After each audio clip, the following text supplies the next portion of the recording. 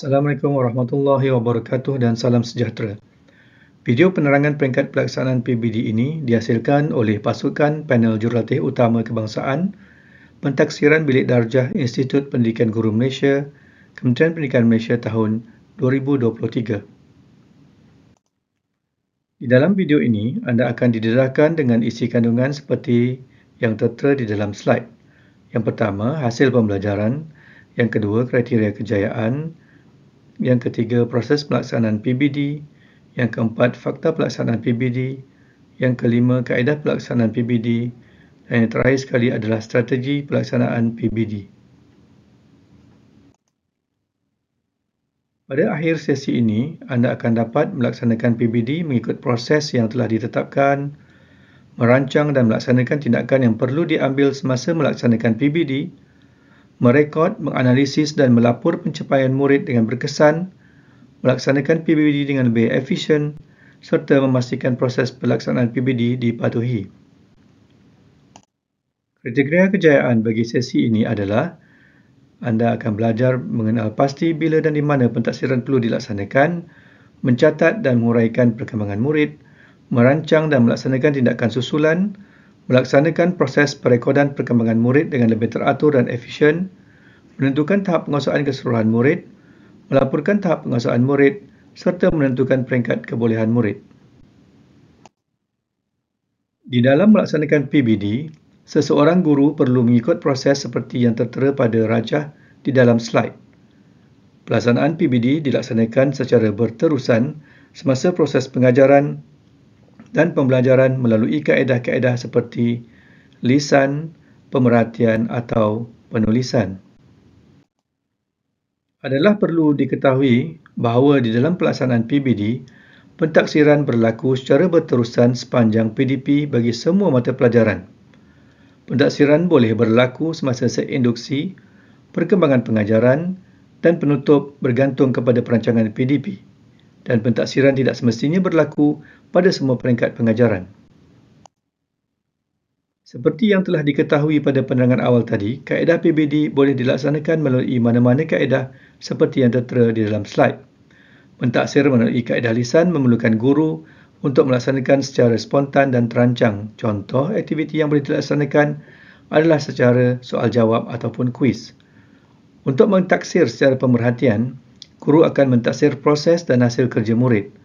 Guru juga boleh mentaksir dengan menilai sikap serta penguasaan sesuatu kemahiran. Bagi kaedah penulisan pula, guru boleh melaksanakan pentaksiran dengan menyemak dan memeriksa tugasan dan hasil penulisan murid.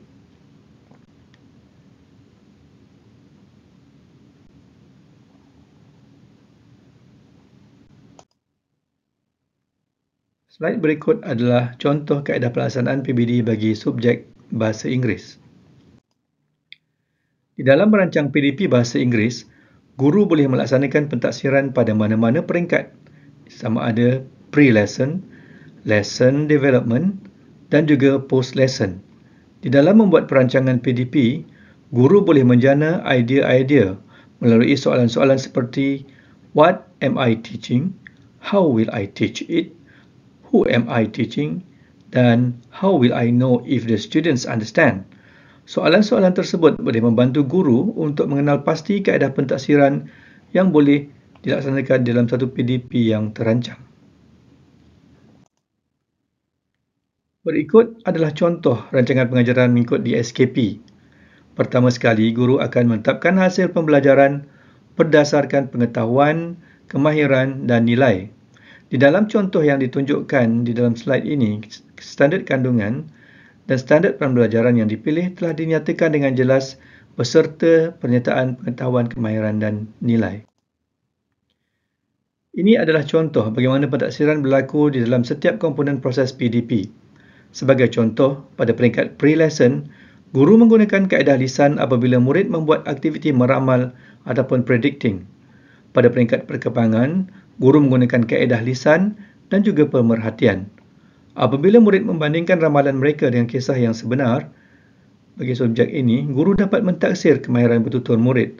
Guru menggunakan pemerhatian bagi mengenal pasti kekuatan dan kekurangan murid melalui perkembangan aktiviti PDP.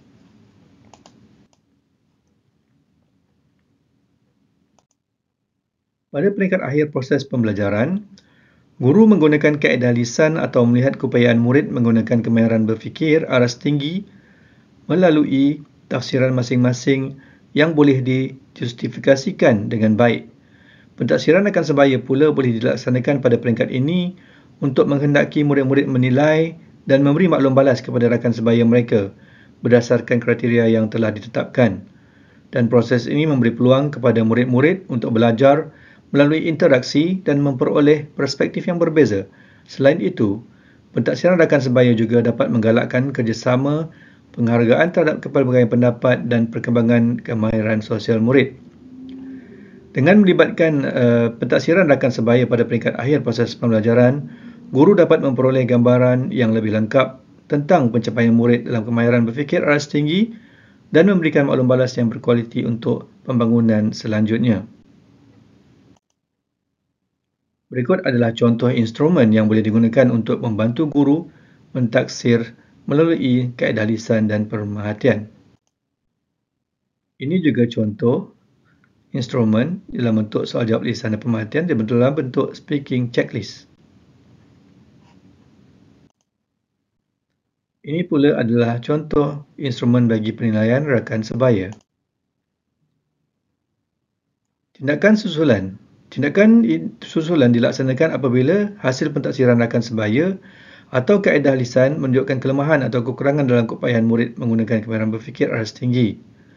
Beberapa tindakan susulan yang mungkin dilakukan adalah seperti pembelajaran tambahan, bimbingan individu, pembelajaran berkumpulan, aktiviti pengayaan atau maklum balas berkualiti. Contoh ini menunjukkan guru menggunakan aktiviti pengayaan iaitu Song Fill Gap Activity. Ini adalah contoh lembaran kerja yang boleh guru terbitkan bagi tindakan susulan, dan di dalam lembaran kerja ini murid dikehendaki mengisi tempat kosong dengan jawapan yang betul. Ini pula adalah contoh instrumen yang boleh digunakan apabila guru membuat pentafsiran secara lisan ataupun pemerhatian. Guru perlu menyelesaikan PDP bagi satu kelompok bidang, tema atau kemahiran dalam standard kandungan dan standard pembelajaran sebelum menentukan tahap penguasaan murid. Pada akhir sesi persekolahan, guru perlu menetapkan tahap penguasaan keseluruhan bagi sesuatu mata pelajaran. Tahap penguasaan keseluruhan ini merangkumi aspek pengetahuan, kemahiran dan sikap.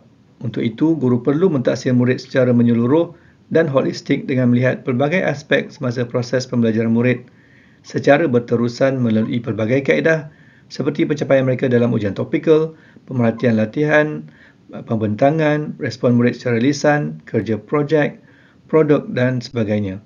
Guru hendaklah menentukan tahap penguasaan keseluruhan berdasarkan pengetahuan, pengalaman, tanggungjawab profesional dan input murid serta perbincangan dengan rakan sejawat dalam mata pelajaran yang sama. Terdapat 4 jenis pelaporan PBD iaitu pelaporan guru mata pelajaran, laporan individu, laporan PBD kelas atau gabungan mata pelajaran dan juga laporan PBD tahap 1. Ini adalah contoh-contoh template pelaporan PBD yang sedia ada. Dan pada akhir sesi persekolahan, tahap penguasaan akan ditetapkan oleh guru menggunakan template pelaporan yang disediakan di portal bahagian pembangunan kurikulum Kementerian Pendidikan Malaysia. Ini pula adalah contoh template pelaporan pentafsiran bilik darjah bagi subjek Bahasa Melayu dan Bahasa Inggeris. Sebagai pengukuhan bagi slot ini, anda diminta untuk menjawab kuis pada pautan yang disediakan atau dengan mengimbas QR Code yang tertera.